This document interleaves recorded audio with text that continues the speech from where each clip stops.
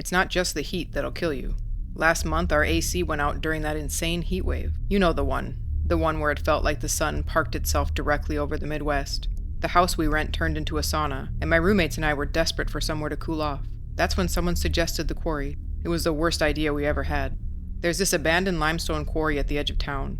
Every small town has a place like it, the spot with 1,000,000 stories attached. It's surrounded by an 8-foot chain-link fence with no trespassing signs every 20 feet, but there's always holes cut in the fence where people sneak through. People have always said not to swim there. The official story was liability. The mining company didn't want to get sued when some drunk teenager drowned in the deep water, but there were other stories. Whispered rumors about people getting sick after swimming there, about strange fish found dead in the creek downstream, and about how the water sometimes glowed faintly at night. Most of us just figured it was small-town paranoia, a rich mining company covering their ass, spreading ghost stories to keep people away so they wouldn't have to pay the settlements when someone inevitably got hurt. But we were wrong. When we got there, we had to squeeze through a gap someone had cut in the chain-link fence. The warning signs were faded but still readable: danger, deep water, and no swimming. Violators will be prosecuted.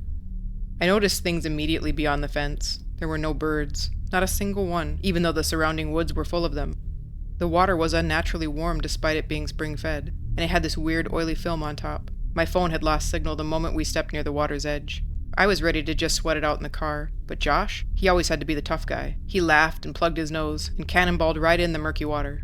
He came up coughing, said the water tasted metallic, and the smell was like bleach mixed with something rotting. When he climbed out, he sliced his foot on something sharp under the surface, something that looked suspiciously like metal debris, not natural rock. But that's when things got weird. That night, Josh started complaining about severe headaches, and by morning his skin was covered in angry red welts. But it wasn't just a rash. We could see tiny movement under the skin. It feels like they're communicating with each other, Josh said, his voice eerily calm. I knew something was wrong. I figured he had a fever and must be getting delusional from an infection. We rushed him to the ER. The intake nurse took one look at him, and her face went white. She lowered her voice and said, "That quarry. There were some government contracts in the 1970s, something about chemical weapons testing, but the records are all classified." Within an hour of Josh being admitted, they showed up. 3 men in identical black suits. No badges, no hospital IDs, just government-issued earpieces and equipment that looked more military than medical. They cleared out the entire wing, moved the other patients, and reassigned the staff. Josh's condition got worse rapidly. The movements under his skin became more violent and more coordinated. Worse was he started talking about things he shouldn't know. Biological weapon delivery systems, aquatic dispersal methods, classified project names. "They've been testing for decades," he whispered when I snuck in to see him. "I can see all the data now. We're not the first." The next morning, Josh was gone.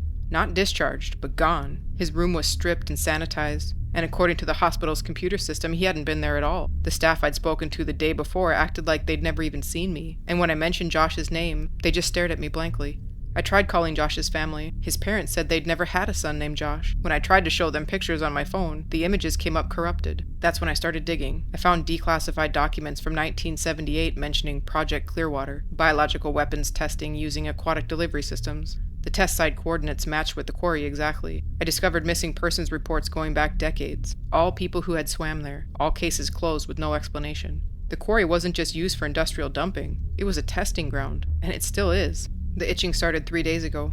At first it was just under my fingernails, but now it's spreading to my arms, following specific patterns like they were organized. The movements are subtle but deliberate, following the same organized patterns I saw in Josh's skin. Sometimes I catch myself knowing things I shouldn't, things like chemical formulas or biological terms I've never studied. I understand now what's happening. The organisms in that water aren't just parasites. They're data collectors, living surveillance systems that gather information and transmit it back to something.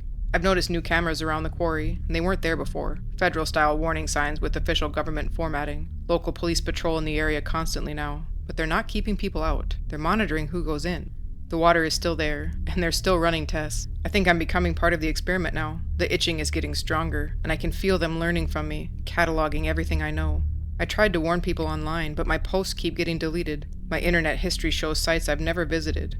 Someone's watching me. If you're listening to this, stay away from the abandoned quarries, all of them, because if my research is right, there are dozens of these testing sites across the country, and they're all still active.